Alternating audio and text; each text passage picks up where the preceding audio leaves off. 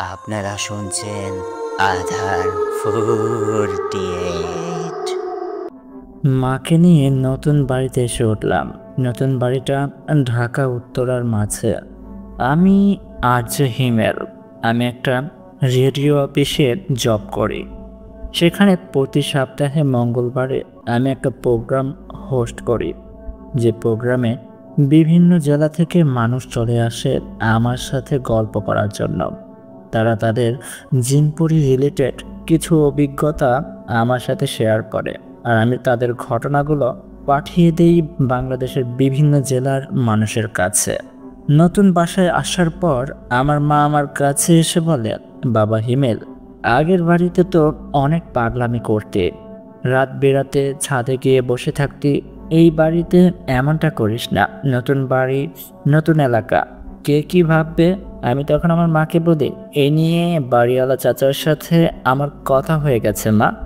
আমি চাচাকে বলেছি রাতের বেলায় আমি ছাদে ঘুরতে অনেক পছন্দ করি। বাড়িওয়ালা চাচা আমাকে বলেছে, হিমেল, তোমার যখন ইচ্ছে তুমি ছাদে যেতে পারো, কোনো সমস্যা নেই। আমার মা বলে, তারপরেও রাতের বেলা ছাদে যাওয়ার দরকারটা কি? আমি বলি, আমার ভালো লাগে মা রাতের বেলায় একা একা ছাদে সময় কাটাতে। মা বলেন, তোর কি ভয় করে না? এই যে রাতের বেলায় তুই যখন ছাদে যাস, যদি কোনো ভূত পেট জিন তোকে এসে ভয় দেখায়, তোর উপরে ভর করে, তাহলে কি হবে? আমি তখন আমার মাকে বলি, তুমি বোধহয় ভুলে যাচ্ছ, আমি আমার অফিসে একটা প্রোগ্রাম হোস্ট করি, যেখানে মানুষরা তাদের ভয়ঙ্কর ঘটনাগুলো আমার সাথে শেয়ার করে। সেগুলো শুনেই আমি ভয় পাই না। আমি এগুলো বিশ্বাস করি না এমনটা কিন্তু নয় মা। আমি বিশ্বাস করি, কিন্তু কখনো আমার চোখে পড়েনি। আর আমার বিশ্বাস, আমি যেদিন দেখবো এগুলো, সেদিন ভয় পাবো না। তুমি আমাকে নিয়ে চিন্তা করো না। আমার মা বলে, তোর সাথে কথা বলাটাই আমার বোকামি হয়েছে। নতুন বাড়িতে এসেছি, আমার অনেক কাজ আছে। যা, তোর যেটা ভালো মনে হয় তুই সেটা কর। মঙ্গলবার রাত 10টা থেকে আমার অনুষ্ঠানটা শুরু হতো রাত 12টা পর্যন্ত। আমি আরজে হিমেল। আমার কিছুটা ফ্যান ফলোয়ার আছে, অনেকেই আমাকে পছন্দ করে, অনেকেই আমার মুখের ঘটনাগুলো শুনতে অনেক ভালোবাসে। রাত 9টার সময় বাড়ি থেকে বের হয়ে যাই। অফিসে পৌঁছাতে পৌঁছাতে রাত 10টা। সেদিন 2টি জেলা থেকে 2টি লোক আমার অনুষ্ঠানে এসেছিল অতিথি হয়ে। তাদের ভেতরে একজন ছিল করিম সাহেব, আরেকজন ছিল সালাম মোল্লা। তারা তাদের সাথে ঘটনাগুলো আমার সাথে শেয়ার করছিল, আর আমি এফএম এর মাধ্যমে মানুষদের কাছে তাদের কথাগুলো পাঠিয়ে দিচ্ছিলাম। তাদের ভেতরে সালাম মোল্লা আমাকে বলল তার ঘটনাটি। সে বলল সে নাকি একটা পরীর সাথে ভালোবাসার সম্পর্কতে জড়িয়েছিল। সে একটা পরীকে ভালোবেসেছিল, তাকে নাকি একটা সময় এসে বিয়েও করেছিল। এখন সেই পরীটা তার কাছে আর আসে না। বিয়ের পর তাদের যখন একটা বাবু হয়, তখন সেই বাবুটাকে নিয়ে পরীটা তাকে ছেড়ে তাদের জগতে চলে গেছে। তাই সে এখন একাই আছে। সে আমাদের অনুষ্ঠানটা অনেকদিন যাবৎ শুনছে, তাই সে ভেবেছে আমাদের মাঝে সে তার জীবনের ঘটনাটা শেয়ার করবে। অনুষ্ঠানটা শেষ হলো রাত 12টা বাজে। সকলকে বিদায় দিয়ে আমার বাড়িতে ফিরতে ফিরতে রাত 1টা। মার সাথে ডিনার করতে করতে রাত 2টা বেজে যায়। আমি মাকে ঘুম পাড়িয়ে আর সেদিন ঘুমাই না, চলে যাই আমাদের বাড়ির ছাদে। এই নতুন বাড়ির ছাদটা আমার অনেক বেশি ভালো লেগেছে, কারণ ছাদের মাঝে অনেক সুন্দর প্রকৃতিতে ঘেরা অনেকগুলো গাছ আছে। বাড়িওয়ালা চাচা গাছগুলোকে অনেক যত্ন করে। বসার জন্য কয়েকটা বেঞ্চ রেখে দিয়েছে বাড়িওয়ালা চাচা। আমি সেগুলোর একটা বেঞ্চের উপরে সে বসে পড়ি। ঠিক তখনই সেই ছাদের ভেতরে একটা মেয়ে প্রবেশ করে। মেয়েটি আমার পাশের বেঞ্চে এসে বসে। আমি তাকে বলি, ঠিক আপনাকে চিনতে পারলাম না, আপনি কে? মেয়েটি আমাকে বলে, এত বড় বাড়ি, এতগুলো ঘর, এর মাঝে আমাকে যে আপনি চিনবেন এমনটা তো নয়, তাই না? আমি আসলে 3তলায় থাকি, আমার নাম নেহা। আমি বলি, ও আচ্ছা। না, আমি আসলে এই বাড়িতে নতুন এসেছি তো, কিন্তু এই গত 2 সপ্তাহের ভেতরে আমি কখনো কোনো মেয়েকে রাতের বেলায় ছাদে আসতে দেখিনি। আপনাকে দেখে অনেকটা অবাক হয়েছে বলতে পারেন। তখন নেহা আমাকে বলেন, আসলে আমি মাঝে মাঝে ছাদে আসি, আমার ভালো লাগে জানেন। গভীর রাতে ছাদে এসে নিজের মতো করে কিছু সময় কাটাতে। ওই চাঁদের দিকে তাকিয়ে আমি নিজের সাথে একা একা কথা বলি। এই কথাগুলো শুনে আমি অনেকটাই অবাক হই, কারণ আমিও তো একই কাজ করি। রাতের বেলা ছাদে এসে চাঁদের সাথে কথা বলি। আমি মেয়েটাকে বলি, জানেন, আমি ভেবেছিলাম এই পৃথিবীতে আমার মতো বোধহয় আর কেউ নেই, কিন্তু আপনাকে দেখে আমি অনেক অবাক হয়েছি। আপনার চিন্তা ভাবনাগুলো ঠিক আমারই মতো। আমি তখন মেয়েটিকে আমার নাম বলতে যাব, তার আগেই মেয়েটি আমাকে বলে, আপনাকে আমি খুব ভালো করেই চিনি। আপনি আরজে হিমেল, তাই না? আপনার ফেসবুক পেজে আমি ফলো দিয়ে রেখেছি। প্রতি সপ্তাহে এফএম রেডিওতে আপনার ঘটনাগুলো আমি শুনি।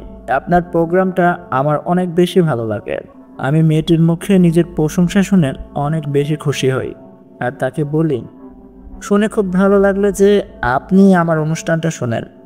মেয়েটি বলে, আমি বেশ কিছুবার আপনার অনুষ্ঠানে এসএমএস করেছি, কিন্তু এত মানুষের এসএমএসগুলো আপনি পড়লেও আমার এসএমএসটা কখনোই কিন্তু আপনি পড়েননি। আমি তখন নেহাকে বলি, আসলে এত এত জেলা থেকে আমাকে এসএমএস করে মানুষ, যে এত এসএমএসের মাঝে অনেকগুলো এসএমএস সবসময় পড়া হয় না। এর জন্য আমি আন্তরিকভাবে দুঃখিত। নেহা আমাকে বলেন, আমি বুঝতে পারছি, কারণ হয়তোবা আমার এসএমএসটি আপনার চোখে কখনই পড়েনি। সেদিন টুকটাক অনেক কথা হয় নেহার সাথে আমার। নেহা আমাকে বলেন, ঠিক আছে, আপনার সাথে কথা বলে অনেক বেশি ভালো লাগলো। তাহলে আমি এখন আমার ঘরে চলে যাই। আপনি আর কিছুক্ষণ এখানে বসে নিজের মতো করে সময় কাটান। আপনাকে বিরক্ত করার জন্য আমি খুবই দুঃখিত। আমি কেন জানি না নেহাকে বলি, না না, আপনার সাথে কথা বলে আমার অনেক বেশি ভালো লাগলো। জানেন, আমি কখনো ভাবিনি যে আমার মতো চিন্তা ভাবনার কাউকে দেখতে পারবো। রাতের বেলায় কেউ আমার মতো করে ভাববে, ছাদে এসে নিজের মতো করে সময় কাটাবে। আমরা কি বন্ধু হতে পারি না? আমার মুখে বন্ধু হওয়ার কথা শুনে নেহা আমাকে বলেন, হ্যাঁ, বন্ধু হতে পারতাম, কিন্তু প্রথম দেখাতে আসলে আমি বন্ধু হতে চাচ্ছি না। আর কিছুদিন এভাবেই কাটুক। যদি দেখি আপনার সাথে আমার চিন্তা ভাবনাগুলোর এমনটাই মিল আছে, তাহলে আমি নিজেই আপনার বন্ধু হয়ে যাব। আপনি ভালো থাকবেন। আজকে আসি। আল্লাহ হাফেজ। এটা বলে নেহা ছাদ থেকে নেমে গেল। আমি আরও কিছুক্ষণ ছাদে বসেছিলাম। তার কিছুক্ষণ পর চারিপাশে ফজরের আজান দিতেই আমি বাড়ির বাইরে মসজিদে গিয়ে নামাজ আদায় করে এসে ঘরে ঘুমিয়ে পড়ি। এভাবেই আরও কিছুদিন কেটে যায়। আমি মাঝে মাঝেই ছাদে আসি, কিন্তু নেহার সাথে আমার দেখা হয় না। আমি কেন জানি না সেদিনের সেই কথাবার্তাগুলো আমি ভুলতে পারছিলাম না। তার চিন্তা ভাবনাগুলো হুবহু আমার মতো। আমি 3 তলায় যাই, তার সাথে দেখা করার ইচ্ছে নেই। আমি 3 তলায় আসার পরে দেখতে পাই সেই ফ্লোরে 3টি ফ্ল্যাট আছে, কিন্তু আমি জানতাম না কোন ফ্ল্যাটে নেহা ও তার পরিবার থাকে। তাই আমি নিরুপায় হয়ে আবারও আমার ঘরে চলে আসি। দেখতে দেখতে মঙ্গলবার চলে আসে। আমি আমার এফএম অফিসে চলে যাই। রেডিও অফিসে আসার পর আমি আমার চেম্বারে চলে আসি। সেদিন 2টি লোক আমার প্রোগ্রাম এসেছিল। তাদের ভেতরে একজনের নাম হচ্ছে হোসাইন, আরেকজনের নাম হচ্ছে আতিকুল রহমান। তারা তাদের সাথে ঘটে যাওয়া ঘটনাগুলো আমার সাথে শেয়ার করছিল, আর আমিও তাদের সাথে আড্ডা দিচ্ছিলাম রেডিওতে। প্রোগ্রামটা শেষ করেই রাত 12টা বাজে। প্রোগ্রাম শেষ করে আমি যখন আমার বাড়িতে আসি, বাড়িতে এসে আমি ছাদে চলে যাই। ছাদে এসে দেখতে পাই বেঞ্চের উপরে নেহা বসে আছে। আমি নেহার কাছে গিয়ে বসি। নেহা তখন আমাকে বলে, আজকের অনুষ্ঠানটা অনেক বেশি ভালো লেগেছে। ওই যে আতিকুর রহমান যেই ঘটনাটা বলল, সেটা আমার কাছে অনেক ভালো লেগেছে। আমি তখন বলি, কোনটা? ওই যে সে যে বলল সে একটা পরীকে বিয়ে করেছে, সেটা? সে বলে, হ্যাঁ, ওই ঘটনাটা। আমি বলি, আমার এইগুলো বিশ্বাস হয় না, জানেন। আমার মনে হয় আমার অনুষ্ঠানে যারা যারা আসে সব কিছুই তারা বানিয়ে বলে। তখন নেহা আমাকে বলে, কেন আপনার এমনটা মনে হয় কেন? কোনো মানুষ কি কোনো পরীর সাথে প্রেম করতে পারে না? কোনো পরীকে তার জীবন সাথী হিসেবে গ্রহণ করতে পারে না? আমি তখন বলি, এটা কি সম্ভব আপনি বলেন? এটা আসলে একটা হাস্যকর বিষয়। নেহা আমাকে বলে, আপনার মুখে এই কথাগুলো আশা করিনি। আপনি এই প্রোগ্রামটার একটা হোস্ট। আপনার মুখে ঘটনা শুনতে আমার কাছে অনেক বেশি ভালো লাগে। আর আপনি নিজেই কিনা এইসব ঘটনাগুলো বিশ্বাস করেন না, শুনে খুব অবাক হলাম। আমি নেহাকে বলি, অদৃশ্য জগতের বিষয়ে আমি খুব কম জানি। নেহা বলে, ঠিক আছে, আপনার সাথে আমার তর্ক করার কোনো ইচ্ছে নেই। আমি আমার ঘরে চলে যাচ্ছি, আপনি বসে পড়ুন। আমি নেহাকে বলি, আর কিছুক্ষণ বসেন না এখানে। আসলে আমি কিছুদিন যাবৎ আপনার সাথে কথা বলতে চাচ্ছিলাম। কেন জানি না সেদিন রাতে আপনার সাথে ওই পরিচয়, আলাপ, আড্ডা আমি ভুলতে পারছিলাম না। আপনার কথাগুলো আমার খুব মনে পড়ছিল। আপনার সাথে আমার এত মিল যে আমি খুব অবাক হয়েই আপনাকে খোঁজ করছিলাম। আপনি জানেন, আমি আপনার বাড়ির পাশে গিয়ে ঘোরাফেরা করছিলাম, কিন্তু 3 তলায় গিয়ে দেখলাম 3টে ফ্ল্যাট। আপনি ও আপনার পরিবার কোন ফ্ল্যাটে থাকেন আমার জানা ছিল না, তাই নিরুপায় হয়ে চলে এসেছিলাম। নেহা তখন আমাকে বলেন, কেন আপনি আমার খোঁজ খবর নিচ্ছেন কেন? আপনি কি আমাকে বিয়ে করবেন যে আমার বিষয়ে এত খোঁজ খবর নিতে হবে?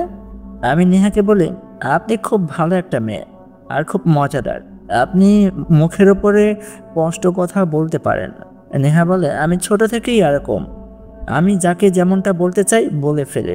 সে কি মনে করলো এটা আমি কখনোই ভাবি না। আমি নেহাকে বলি, আজকেও কি আপনি আমার কথাটার উত্তর দিবেন না? নেহা বলে, কোন কথার উত্তর চাচ্ছেন বলেন তো? সেদিন রাতে বললাম, আপনি কি আমার বন্ধু হবেন? নেহা বলে, দেখুন, আমি আপনার অনেক বড় একজন ভক্ত। অনেক আগে থেকেই আপনার অনুষ্ঠানটা আমি শুনি। আমার কাছে অনেক বেশি ভালো লাগে আপনার কণ্ঠটা।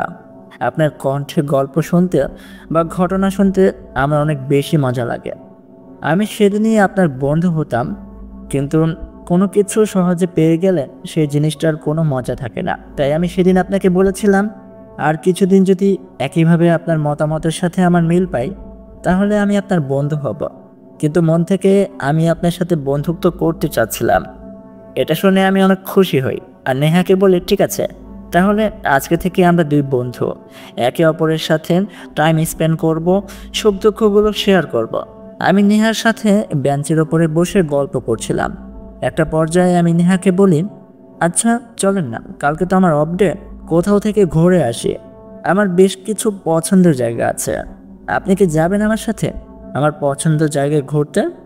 নেহা আমাকে বলেন, আমি তো দিনের বেলায় ঘুরতে বের হতে পারবো না। আসলে পড়াশোনা নিয়ে এত বেশি প্রেশারে আছে, কিন্তু আপনি চাইলে রাতের বেলায় আপনার সাথে ঘুরতে বের হতে পারি। আমি এটা শুনে অনেকটাই অবাক হই। আমি নেহাকে বলি, রাতের বেলায় আপনি আমার সাথে ঘুরতে যাবেন, কিন্তু আপনার বাবা মা আপনাকে কিছু বলবে না? নেহা আমাকে বলে, আমার পরিবার অনেক ফ্রি মাইন্ডেড, তারা এগুলো নিয়ে মাথা ঘামায় না। তাছাড়া তাদের বিশ্বাস আছে আমি এমন কিছু করব না যেটাতে তাদের মাথা নিচু হবে। এখন এটা আপনার ইচ্ছে, আপনি কি যাবেন ঘুরতে কি যাবেন না, কিন্তু গেলে রাতেই যেতে হবে। আমি তখন নেহাকে বলি, ঠিক আছে, রাতের বেলায় যাব। তাহলে আগামীকাল রাত 12টার সময় আমরা বের হব। 2 ঘন্টা ঘুরে রাত 1টা বা 2টার সময় আবার বাড়িতে ফিরে আসব। ঢাকা শহর তো, এই রাত তেমন কোনো বিষয় না। নেহা বলে, ঠিক আছে, তাহলে সেই কথাই রইল। আমি নেহাকে বলি, আপনি আপনার ফোন নাম্বারটা দিয়ে দেন, আমি যখন ঘর থেকে বের হব আপনাকে ফোন দিব।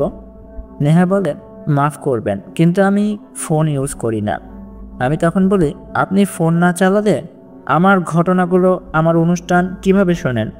নেহা বলে, আমি আমার বাবার ফোন দিয়ে আপনার প্রোগ্রামটা শুনি। আমার কাছে অনেক ভালো লাগে। তাছাড়া ফোন টোন আমার চালাতে ইচ্ছে করে না। যারা ফোন চালায় তাদেরকে আমি পছন্দ করি না।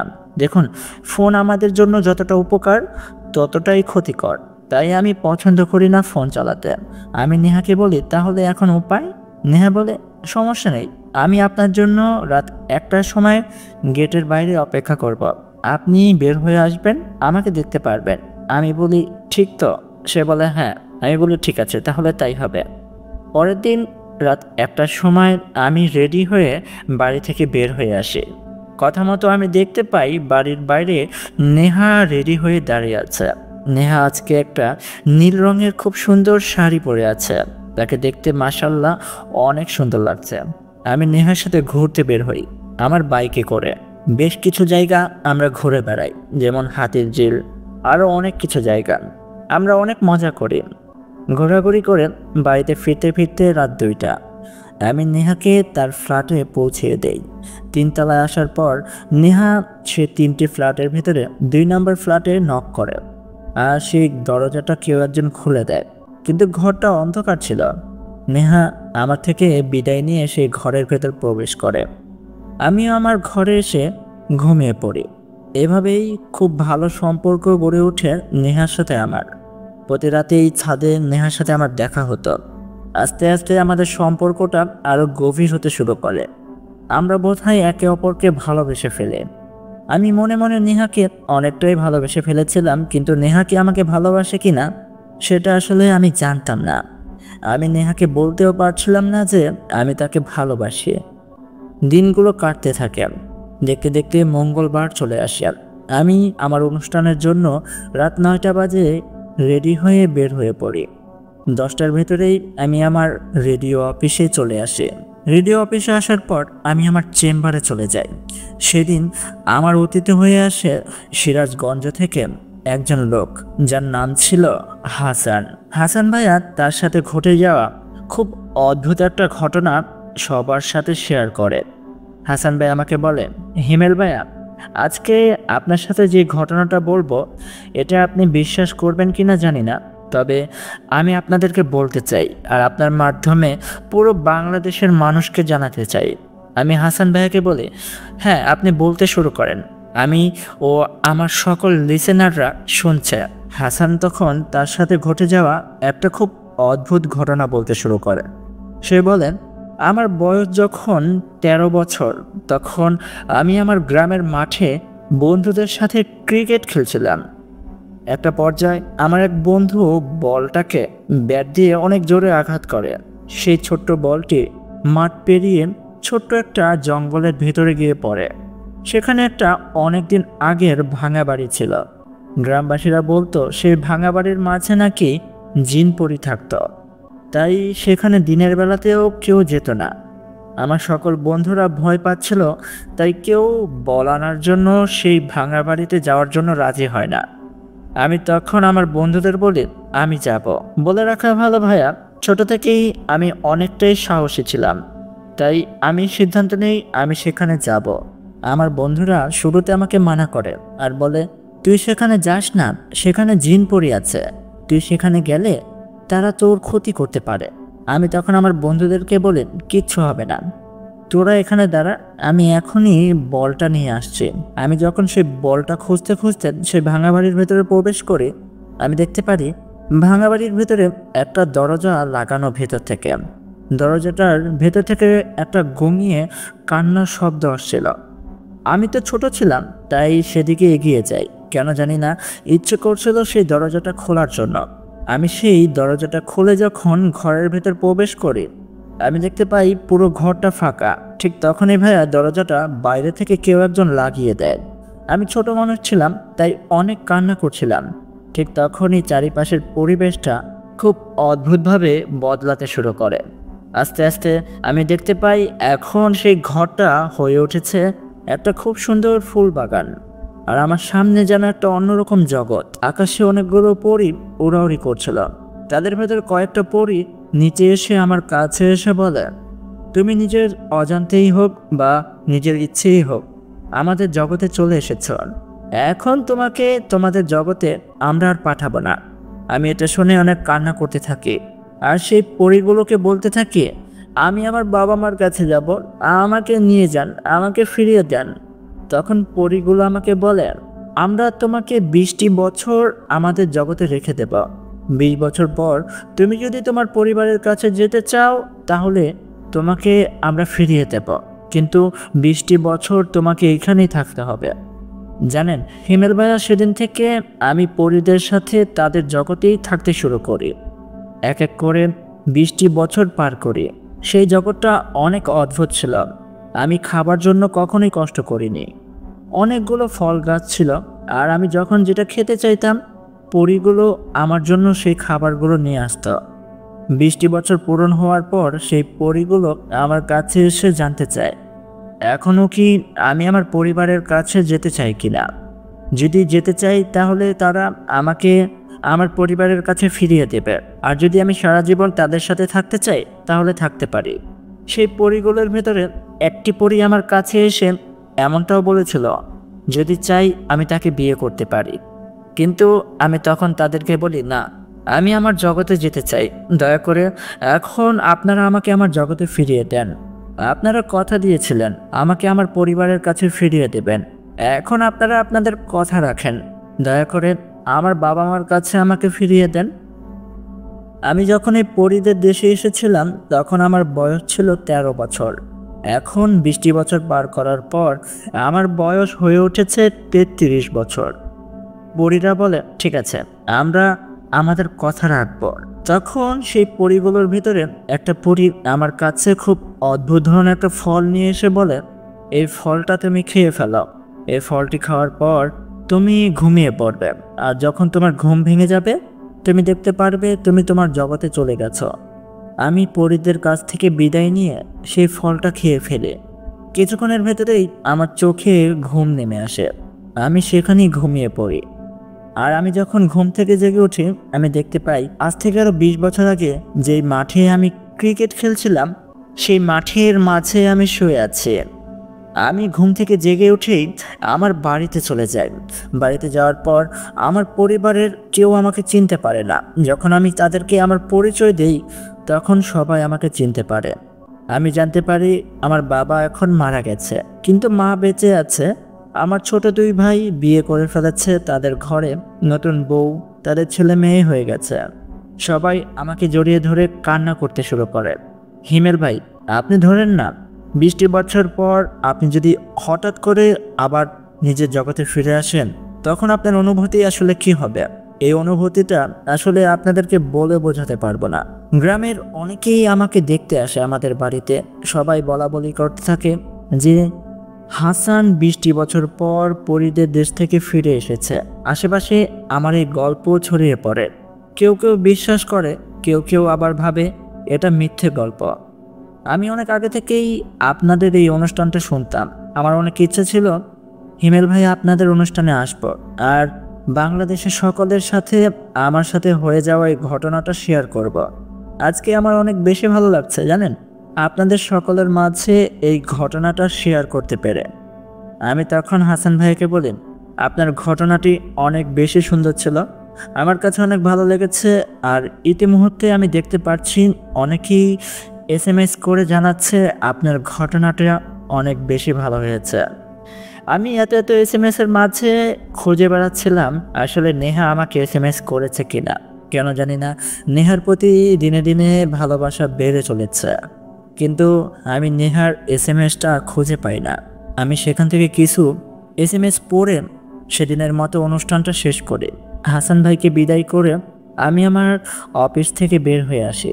বাড়িতে ফিরতে ফিরতে রাত 2টা বেজে যায়। মার সাথে ডিনার করে সোজা চলে আসি ছাদের মাঝে। ছাদে আসার পর আমি দেখতে পাই বেঞ্চের ভেতরে বসে আছে নেহা।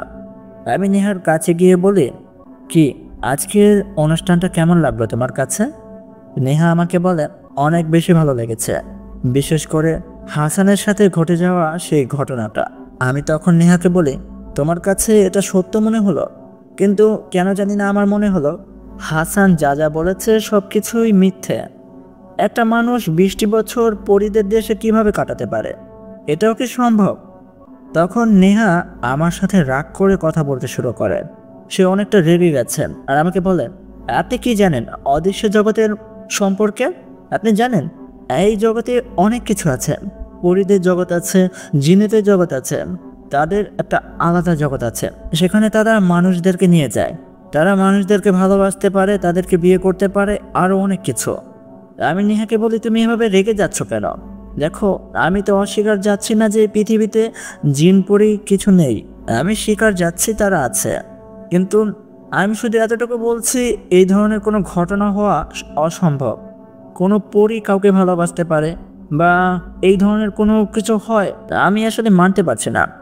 নেহা বলে, তুমি তো এটাও জানো না যে তুমি প্রতি রাতে একটা পরীর সাথে দেখা করো। এটা শুনে আমি নেহাকে বলি, কি?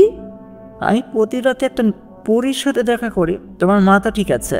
আমি তো এত বড় হয়ে গেলাম আজ পর্যন্ত কোনো জিন বা পরীর দেখাই পাইনি। কে বলেছে তুমি এখন একটা পরীর সাথে কথা বলছো? এই যে তোমার সামনে দাঁড়িয়ে আছে। আমি বলি, তুমি আমার সাথে মজা করছো তাই না? তুমি একটা পরী, এই মজাগুলো এখন রাখো তো, আসো অন্য কোনো বিষয়ে কথা বলি। নেহা বলে, তুমি বিশ্বাস করছো না আমি একটা পরী? দাঁড়াও, এখনই তোমাকে দেখাচ্ছি। এটা বলে নেহা আস্তে আস্তে আকাশে উঠতে শুরু করে, বাতাসের সাথে ভাসতে শুরু করে, যেটা দেখে আমি অনেক বেশি ভয় পেয়ে যাই। আমার পুরো শরীর ঠান্ডা হয়ে যায়। আমি কাউকে ডাকতে পারছিলাম না, নড়াচড়া করতে পারছিলাম না। আমি শুধু তাকে তাকিয়ে তাকিয়ে দেখছিলাম। নেহা ছাদ থেকে বাতাসে উঠতে উঠতে অনেকটা উপরে উঠে যায়। আমি এবার লক্ষ্য করি নেহার আস্তে আস্তে রূপ পরিবর্তন হতে শুরু করে। সে একটা অনেক সুন্দর সাদা পোশাক পরে আমার সামনে বাতাসে উঠছে, তার পেছনে দুইটি পাখির মতো ডানা। সে হাসতে হাসতে আমাকে বলে, কি হিমেল, এখন বিশ্বাস করছো তো আমি যে একটা পরী? আমি আর নিতে পারি না, আমি সেখানেই জ্ঞান হারিয়ে ফেলি। যখন আমি আমার নিজের জ্ঞান ফিরে পাই, আমি দেখতে পাই আমার সামনে আমার মা বসে আছে, বাড়িওয়ালা চাচা দাঁড়িয়ে আছে। আমি চাচার কাছে জানতে চাই, আচ্ছা চাচা, আমাদের এই বাড়িতে 3 তলায় নেহা ও তার পরিবার থাকে, তাদের বিষয়ে কিছু বলেন তো।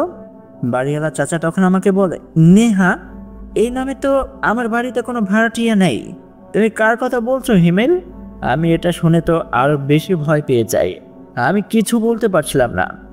চাচা বলে, তোমার বোধহয় শরীরটা অনেক খারাপ, তুমি রেস্ট নাও, সব কিছু ঠিক হয়ে যাবে।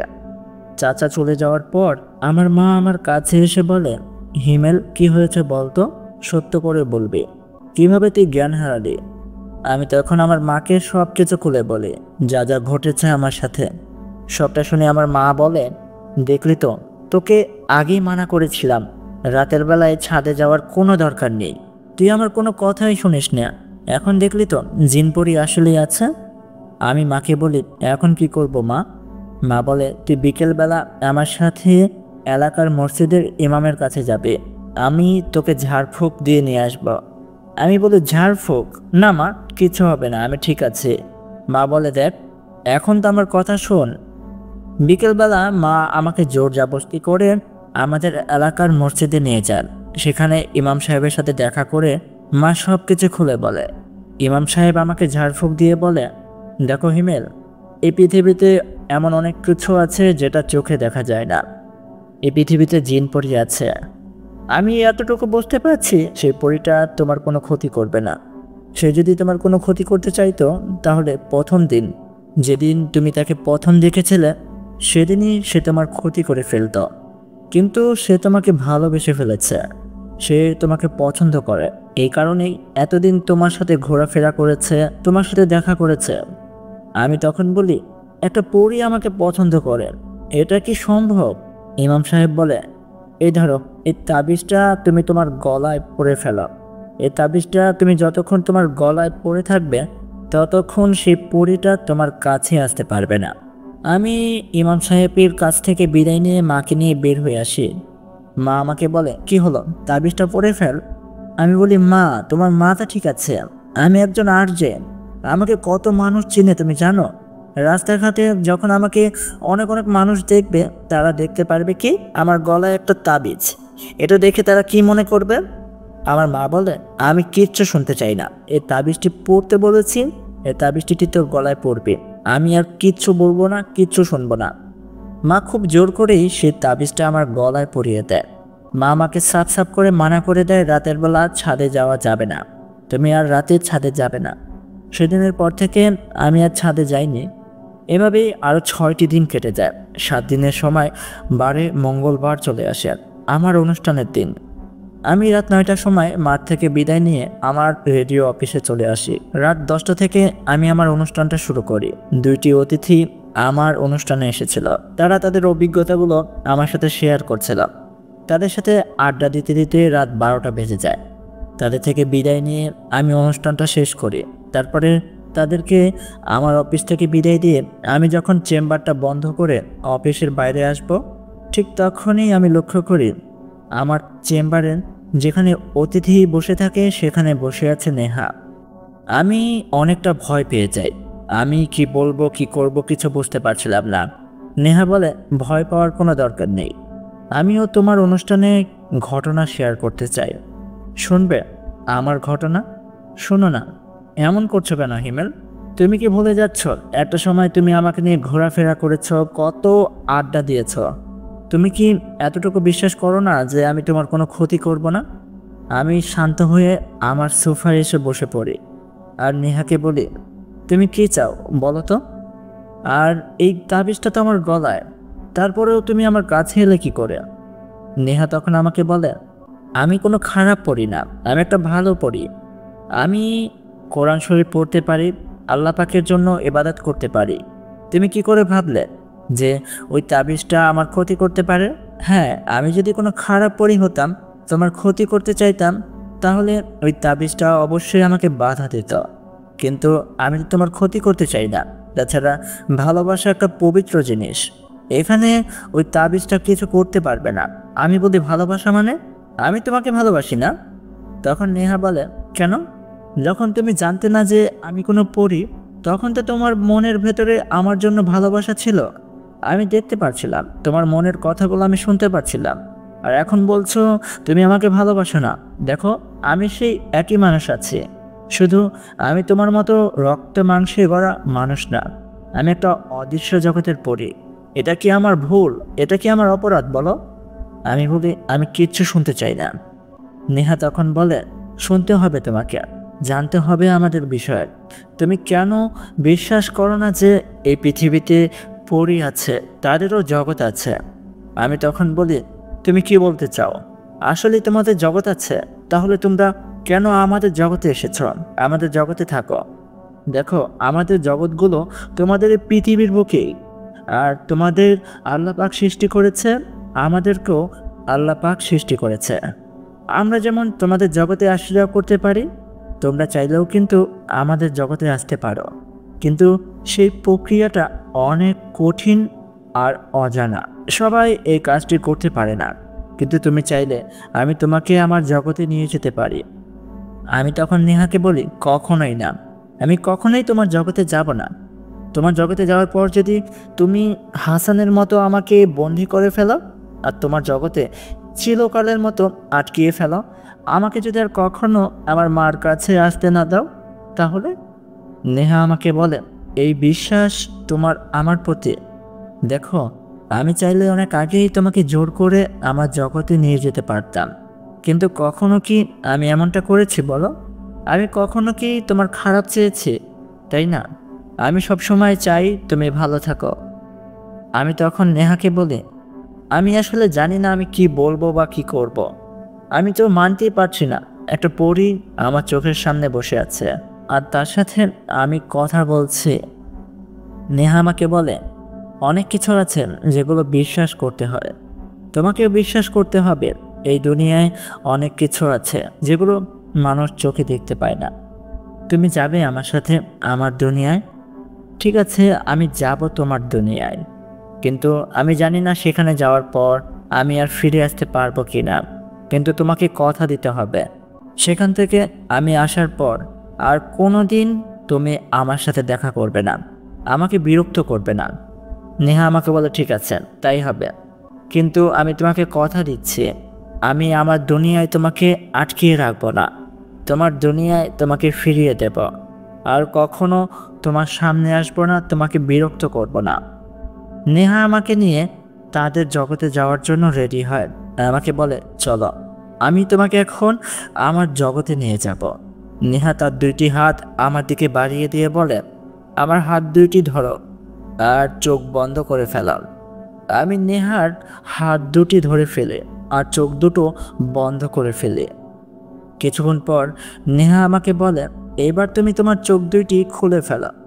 আমি নেহার কথা মতো আমার চোখ দুইটি খুলে ফেলি।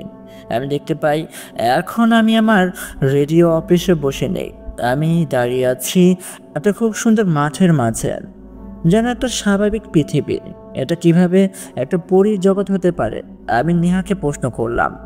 নেহা আমাকে বলে, কি তোমার মনে হচ্ছে না এটা আমাদের জগৎ? আসো, তোমাকে আমি নিয়ে যাচ্ছি। আমাকে নিয়ে নেহা সেই মাঠের বাইরে একটা খুব সুন্দর গ্রামের ভেতর প্রবেশ করে। আমি দেখতে পাই সেই গ্রামে যতগুলো ঘর ছিল সব ঘরগুলো সোনার তৈরি। এই ধরনের দৃশ্য দেখে আমি অনেকটাই অবাক হই। আমি নেহাকে বলি, এই ঘর বাড়িগুলো সোনা দিয়ে তৈরি? নেহা আমাকে বলে, হ্যাঁ, এখন তো অনেক কিছু দেখার বাকি আছে, তুমি আসো না আমার সাথে। নেহা আমাকে নিয়ে আরও ভিতরে যেতে শুরু করে। আমি দেখতে পাই চারিপাশে অনেক মানুষ ওড়াউড়ি করছে। তাদের সকলের পেছনে 2টি করে ডানা। তাদের ভেতরে অনেক ছেলে ছিল, অনেক মেয়ে ছিল।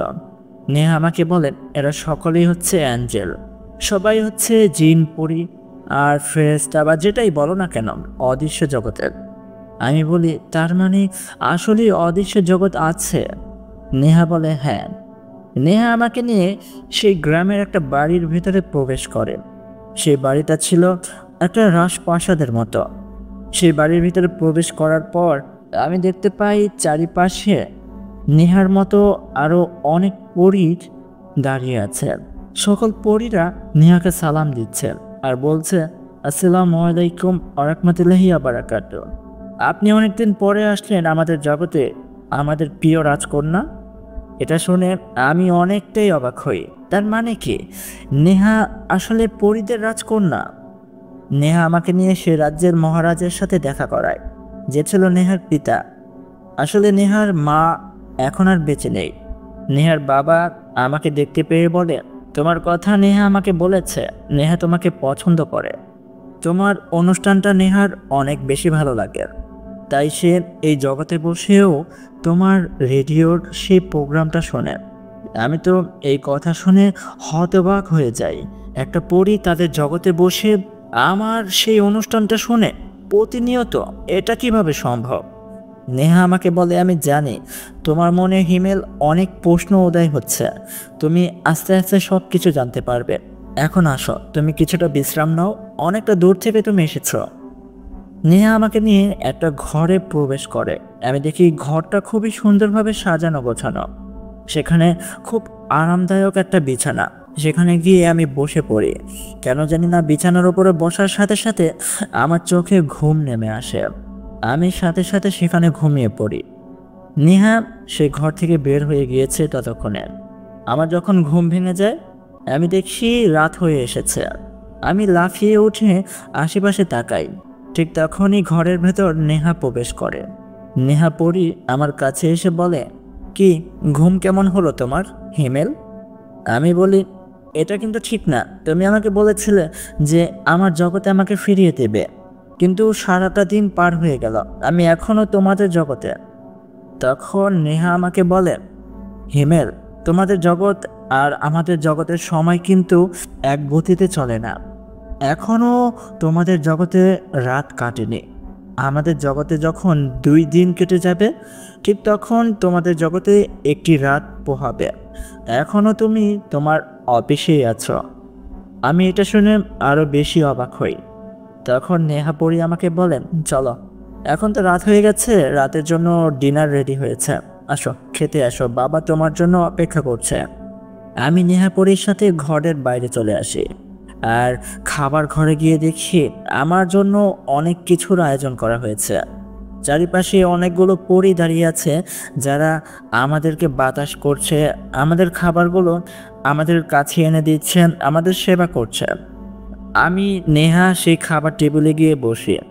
আমাদের পাশে বসেছিল মহারাজ। মহারাজ আমাকে বলে, হিমেল বাবা, তুমি ভয় পেও না, তোমাকে আমরা কোনো ক্ষতি করব না। তোমার কথা আমাদের রাজকন্যা এত বেশি বলেছে যে তোমাকে দেখার একটা ইচ্ছে সব সময় ছিল। আমরাও চাইছিলাম যেন তুমি একদিন হলেও আমাদের জগতে আসো। আমি তখন তাদের সাথে খাবার খেতে শুরু করি। বিসমিল্লাহ বলে আমি সকল খাবার থেকে কিছুটা কিছুটা করে খাচ্ছিলাম। খাবারগুলো অনেক মজাদার ছিল। আমি অনেক রেস্টুরেন্টে খাবার দাবার খেয়েছি, কিন্তু এত মজাদার খাবার কোথাও খাইনি। খাওয়া দাওয়া শেষ করে মহারাজ আমাকে বলে, তুমি তো আগামী 2 দিন আমাদের রাজ্যে থাকবে, তাই না? আমি বলি, আরও 2 দিন? নেহা তখন বলে, তুমি কিন্তু কথা দিয়েছিলে হিমেল, তোমাদের জগতের একটি রাতের মতো সময় তুমি আমার সাথে কাটাবে। আর তোমাকে তো আমি বললাম তোমাদের জগতের সময় আর আমাদের জগতের সময় এক না, তাই তোমাকে তোমার কথা রাখতে হবে।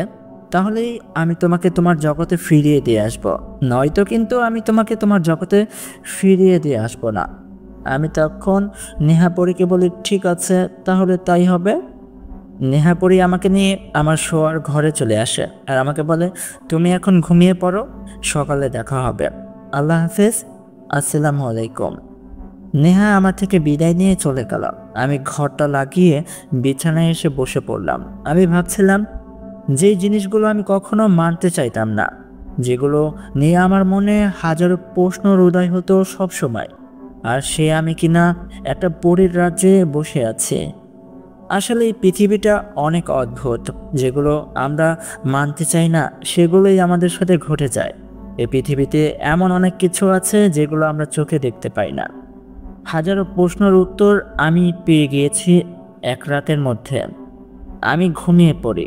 পরের দিন সকালে নেহা আমার ঘুম ভাঙায় আর বলে, চলো নাস্তা করে তোমাকে নিয়ে আমাদের রাজ্যটা ঘুরিয়ে দেখাবো।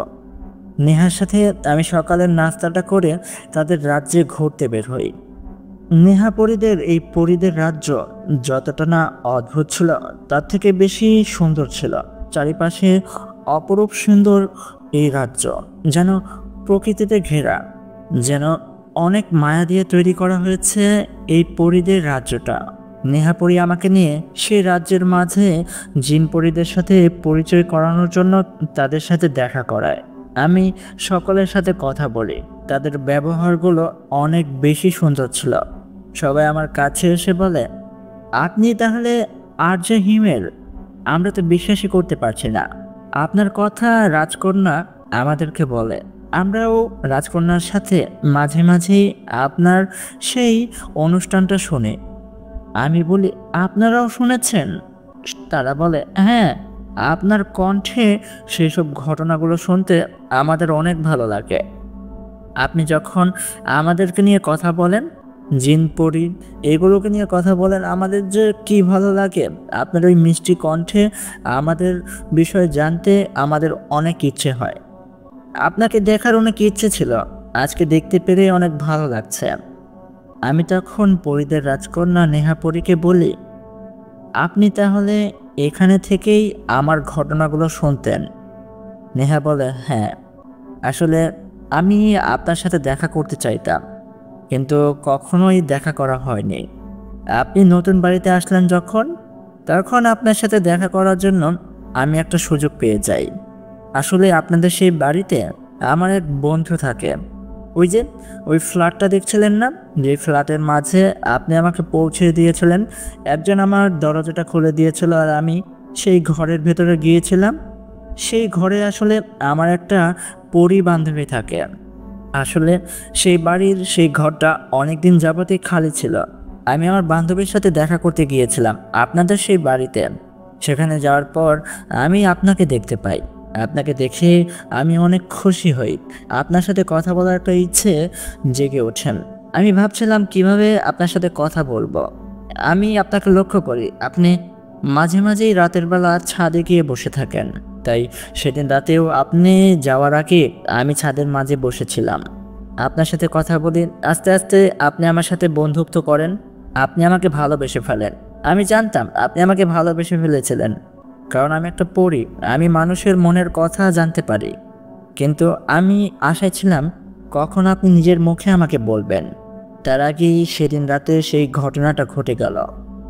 যাক, যেটা হওয়ার সেটা হয়ে গেছে। আপনি কি এখনো আমাকে ভালোবাসেন? আমি বলি, আমি আসলে জানি না। সত্যি বলতে আমি কি বলবো বুঝতে পারছি না। আমি আমার মাকে অনেক বেশি মিস করছি। আমি আমার মার সাথে দেখা করতে চাই। আমাকে আমার জগতে ফিরিয়ে দেবেন দয়া করে।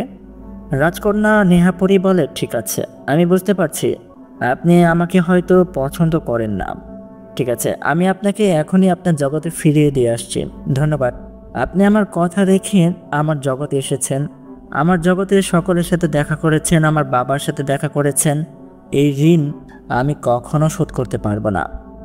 রাজকন্যা নেহাপরী তার দুইটি হাত আমার দিকে বাড়িয়ে দেয় আর বলে, আমার হাত দুইটি ধরেন, আমি আপনাকে আপনার জগতে ফিরিয়ে দিয়ে আসব। আমি তাই করি। আমি তার হাত দুইটি ধরে চোখ বন্ধ করে ফেলে। যখন আবার নিজের চোখ খুলে দেখতে পাই আমি এখনও আমার রেডিও অফিসে বসে আছি, কিন্তু আমার সামনে নেহা আর বসে নেই। সে চলে গেছে, সে তার কথা রেখেছে। আর সে আমার কাছে আসবে না। মনটা খারাপ হয়ে গেল। কেন খারাপ হয়ে গেল আমি জানি না। হয়তোবা আসলেই নেহাকে আমি ভালোবাসি। আমি আমার অফিস থেকে বের হয়ে আসি। চারিপাশে ফজরের আজান দিচ্ছিল, তাই নামাজ পড়ে বাড়িতে চলে আসি। এভাবেই আরও 6টি মাস কেটে যায়। নেহা আমার কাছে এখন আর আসে না। সে তার কথা রেখেছে, কিন্তু কেন জানি না মনে মনে আমি তাকে খুঁজে বেড়াই।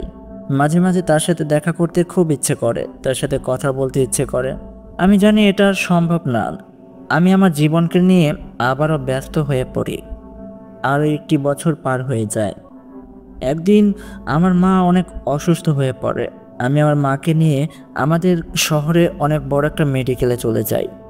কিছু টেস্ট করানোর পর আমি জানতে পারি আমার মার ব্লাড ক্যান্সার। আমি অনেক কান্না করছিলাম, কারণ আমার মার এখন অনেক কষ্ট হবে। আমি মাকে নিয়ে প্রতিনিয়ত মেডিকেলে দৌড়াদৌড়ি করছিলাম। আমার মা দিনে দিনে আরও বেশি অসুস্থ হয়ে পড়ছিল। ডাক্তার বলছিল আমাদের হাত থেকে সব কিছু চলে যাচ্ছে, আপনার মা বোধহয় আর বাঁচবে না, তাকে বাঁচানোটা সম্ভব না। অনেকদিন পর আমি ছাদে গিয়ে বসি, কান্না করছিলাম। উপরওয়ালার দিকে তাকিয়ে বলছিলাম, পৃথিবীতে শুধুমাত্র আমার মা আছে, তাকেও নিয়ে যাবে? তাহলে আমাকে কার আশায় রেখে যাবে? আমাকেও নিয়ে যেও, আমি থাকতে চাই না। ঠিক তখনই আমার পাশে এসে বসে নেহা। নেহাকে আমি 2টি বছর পরে দেখছি। নেহার চোখে পানি। সে আমাকে বলে, তুমি আমার সাথে দেখা করতে চাও না আমি জানি, কিন্তু দূর থেকে তোমাকে আমি দেখছি। তোমার এই বিপদের দিনে তোমার পাশে এসে না দাঁড়ালে আমি নিজের কাছে অনেক ছোট হয়ে যেতাম। তাই তুমি না চাইতেও তোমার কাছে এলাম। এজন্য আমি অনেক অনেক দুঃখিত, আমাকে তুমি মাফ করে দিও। আমি তখন কি জানি মনে করে নেহাকে জড়িয়ে ধরি, আর তাকে জড়িয়ে ধরে কান্না করতে করতে বলি, জানো আমার মার ব্লাড ক্যান্সার ধরা খেয়েছে, আমার মা বোধহয় আর বাঁচবে না। আমি অনেক কষ্টে আছি, আমার মা চলে গেলে আমি কি নিয়ে বাঁচব? নেহা আমাকে বলে, তোমার মার কিছু হবে না, তোমার মা সুস্থ হয়ে যাবে। আসলে আমাদের জগতে একটা অদ্ভুত ফুল পাওয়া যায়। সেই ফুলটা যদি তোমার মা খেতে পারে তাহলে তোমার মা সুস্থ হয়ে যাবে, তার ভেতর থেকে এই ব্লাড ক্যান্সারটা ঠিক হয়ে যাবে। আমি বলি, সত্যি তোমাদের জগতে এই জাদুর ফুল পাওয়া যায়? এই ফুলটা তুমি আমাকে এনে দিতে পারবে? নেহা বলে, আসলে সেটা আনতে হলে তোমাকে আমার সাথে আবারও যেতে হবে আমাদের জগতে। তুমি কি যাবে? আমি বলি, হ্যাঁ আমি যাব। তখন নেহা আমাকে বলে, কিন্তু হিমেল, সেই ফুলটা আনতে হলে আমাদের জগতে এমন একটা জায়গায় যেতে হবে যে জায়গায় হাজার হাজার বিপদ আমাদের জন্য অপেক্ষা করবে। দেখো, সে রাজ্যের মহারাজ আমার বাবা, কিন্তু তারপরেও সে ওই ফুলটা কখনোই উদ্ধার করতে পারেনি। সেখানে একটা অনেক শক্তিশালী জিন সেই ফুলটাকে পাহারা দিয়ে রাখে। সেই ফুল সে কাউকে নিতে দেয় না। আমি জানি না তুমি আর আমি পারবো কি না সেই ফুলটাকে উদ্ধার করতে, কিন্তু আমরা একটা চেষ্টা তো করতে পারি। আমি বলি, আমি আমার মার জন্য সকল কিছু করতে পারি, তুমি আমাকে তোমার জগতে নিয়ে যাও। আমি সেই জিনটার সাথে কথা বলে তাকে বোঝানোর চেষ্টা করব। আমার বিশ্বাস সে বুঝতে পারবে। তখন নেহা তার 2টি হাত আমার দিকে বাড়িয়ে দেয়। আমি তার হাত 2টি ধরে চোখ বন্ধ করে ফেলি। কিছুক্ষণের ভেতরেই নেহার সাথে আমি আমার জগৎ ছেড়ে তার জগতে চলে আসি। তাদের জগতে আসার পর নেহা আমাকে নিয়ে শুরুতে তার বাবার সাথে দেখা করায়। মহারাজ আমার মুখে সব কিছু শুনে বলে, আমি সবটাই বুঝতে পারছি হিমেল, কিন্তু সেই জাদুর ফুল উদ্ধার করতে হলে তোমাদের বিপদের মুখে যেতে হবে। সেখানে যে জিনটা আছে তার সাথে তোমাদের মোকাবেলা করতে হবে। দেখো, সেই জিনটা আসলে কোনো খারাপ না, তারপরেও তার কাজই হচ্ছে সেই ফুলটাকে অন্য অন্য জিন পরীদের হাত থেকে রক্ষা করা। আসলে সেই ফুল গাছে 300 বছর পর পর একটা জাদুর ফুল ফোটে, আর সেই জাদুর ফুলটা সেই জিনটা পাহারা দিয়ে রাখে 300 বছর। তারপর সেই জিনটা তার বংশধর থেকে কাউকে সেখানে রেখে সে আবার চলে যায়। তারপর তার বংশধর আবারও সেই 300 বছর সেই নতুন ফুলটাকে পাহারা দেয়। এভাবেই যুগ যুগ ধরে সেই জিনটা ও তার বংশধররা সেই জাদুর ফুল গাছকে পাহারা দিয়ে যাচ্ছে। আমি তখন নেহার বাবাকে বলি, মহারাজ, আমার মাকে বাঁচাতে হলে সেই জাদুর ফুলটা আমার দরকার। আমি সেখানে যাব, আপনি শুধু দয়া করে সেখানে যাওয়ার রাস্তাটা আমাদেরকে বলে দেন। নেহার বাবা তখন সেখানে যাওয়ার পথ আমাদেরকে বলে দেন। নেহা পরি তার বাবাকে বলে, আমিও হিমেলের সাথে যেতে চাই। প্রথমে তো মহারাজ রাজি হয় না। সে রাজকন্যাকে বলে, না, তোমার যেতে হবে না। কিন্তু রাজকন্যা বলে, বাবা, তুমি তো জানো আমি হিমেলকে ভালোবাসি, এ কথা আমি তোমাকে বহুবার বলেছি। রাজকন্যা বলে, বাবা, সে আমাকে ভালোবাসে না তাই কি? আমি তো তাকে ভালোবাসি, আর আমি আমার ভালোবাসার মানুষকে বিপদের মুখে একা ছাড়তে পারবো না। তুমি অনুমতি দিয়ে দাও, আমি হিমেলের সাথে যাব। তখন মহারাজ বলে, ঠিক আছে, কিন্তু তোমরা দুজন নিজেদের খেয়াল রাখবে, তোমরা সাবধানে থাকবে। আমি আর রাজকন্যা বের হয়ে যাই রাজপ্রাসাদের থেকে। তারপরে সেই দেখানো পথ ধরে হাঁটতে শুরু করি। রাজকন্যা আমাকে নিয়ে একটা সময় সেই জায়গায় চলে আসে। এই জায়গাটা সেই রাজ্যের একেবারে শেষে। সেখানে আসার পর রাজকন্যা আমাকে বলে, হিমেল, এখানে আমার কোনো শক্তি আর চলবে না।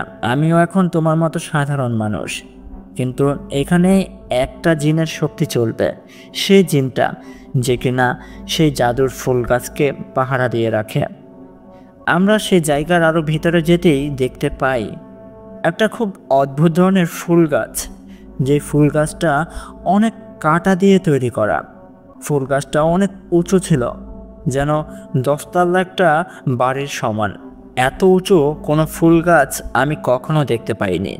সেই ফুল গাছে শুধু একটা ফুল ফুটে আছে, যে ফুলটা 4টি রং দিয়ে তৈরি করা।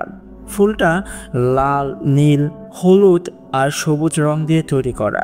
খুবই অদ্ভুত একটা ফুল। এই ধরনের ফুল আমি আমার পৃথিবীতে কখনো দেখিনি। আমরা যখন সেই ফুল গাছের কাছে যাই, ঠিক তখনই চারিপাশে গোল গোল করে একটা বাতাস ঘুরতে শুরু করে, আর আমাদের সামনে দৃশ্যমান হতে শুরু করে একটা খুব শক্তিশালী জিন, যার শরীরে 2টি শিকল বাঁধাই করা। আগুন দিয়ে তৈরি ছিল তার শরীরটা।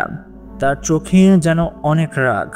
সে জিনটা মোটা কণ্ঠে আমাদেরকে বলে, এখানে আসা নিষেধ, এই ফুলটা কেউ নিতে পারবে না, তোমরা এখান থেকে চলে যাও। এই কথা শুনে আমি তখন কান্না করতে করতে সেই জিনটাকে অনুরোধ করি, দেখুন, আমার মা অনেক অসুস্থ। 300 বছর পর এই গাছে আবার একটি ফুল ফুটবে, কিন্তু তখন এই ফুলটা নষ্ট হয়ে যাবে। আর 300 বছর হতে আর তো মাত্র 10 বছর বাকি আছে। আমি আপনার কাছে অনুরোধ করছি, ওই ফুলটা আপনি আমাকে দিয়ে দেন, যেন সেই ফুলটার মাধ্যমে আমার মাকে আমি সুস্থ করতে পারি। তখন সেই জিনটা বলে, একটা শর্তে আমি সেই ফুলটা তোমাকে দিতে পারি। আমি বলি, কি শর্ত? তখন সে বলে, এই ফুলটা তুমি নেওয়ার সাথে সাথে তুমি আমার জায়গায় চলে আসবে, তুমি একটা জিন হয়ে যাবে।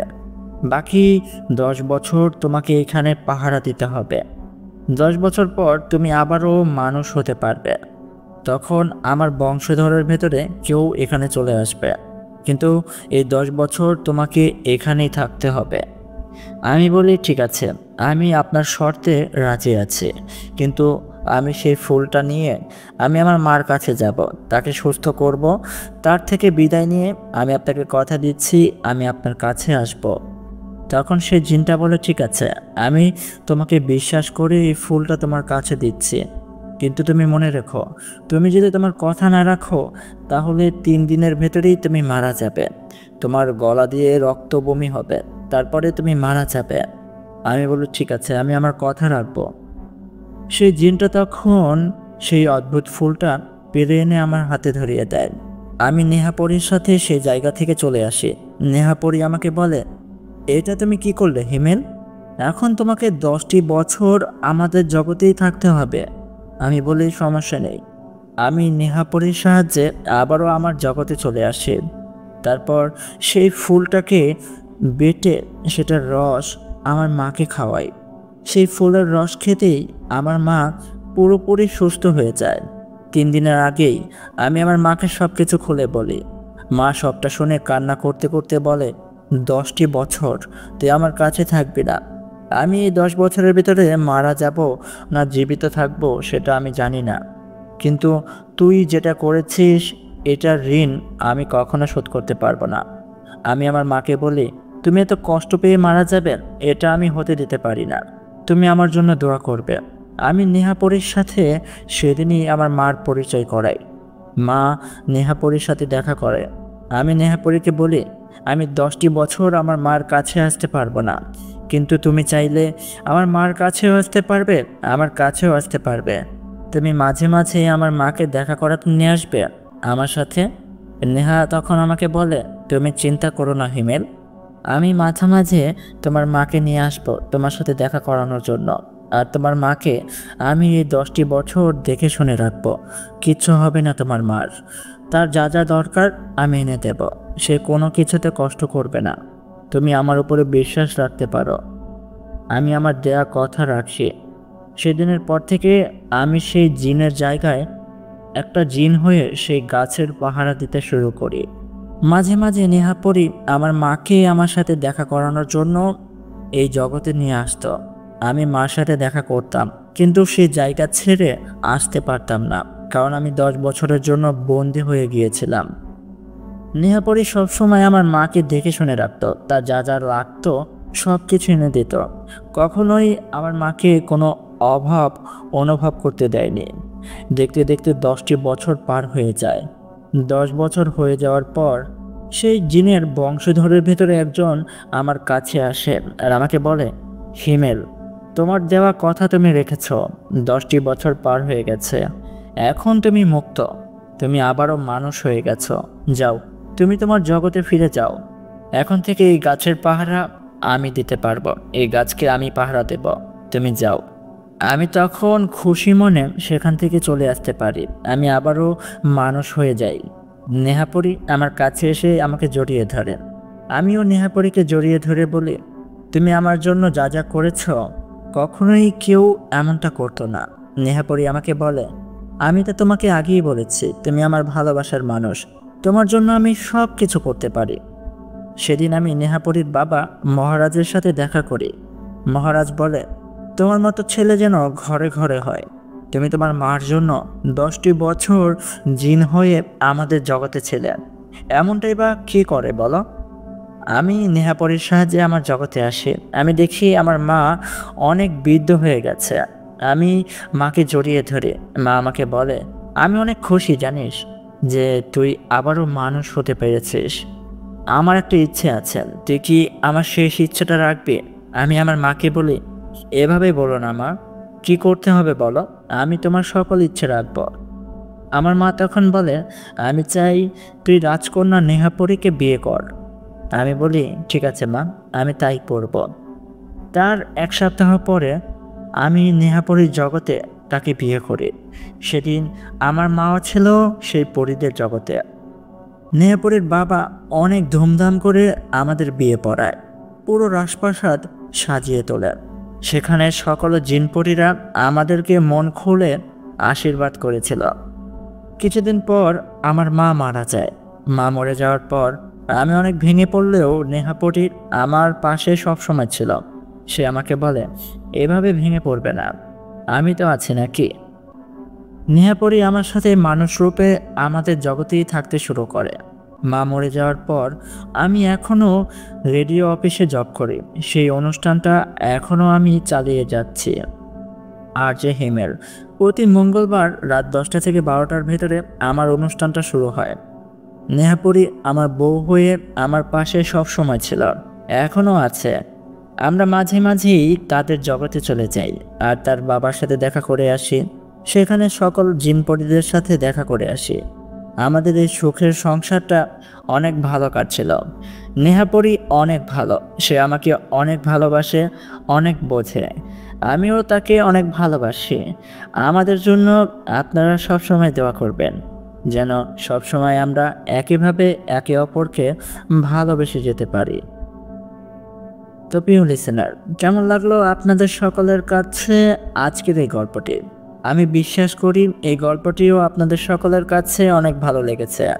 এই গল্পের বিষয়ে যে কোনো মতামত আমাদেরকে কমেন্ট করে জানাবেন। আর হ্যাঁ, যদি আমাদের এই চ্যানেলে আপনারা নতুন হয়ে থাকেন তাহলে অবশ্যই চ্যানেলটিকে সাবস্ক্রাইব করে আমাদের পাশে থাকবেন। আমি আরিয়ান আজ আপনাদের থেকে বিদায় নিলাম। দেখা হবে নতুন কোনো গল্পের মাঝে। আল্লাহ হাফিজ। আসসালামু আলাইকুম।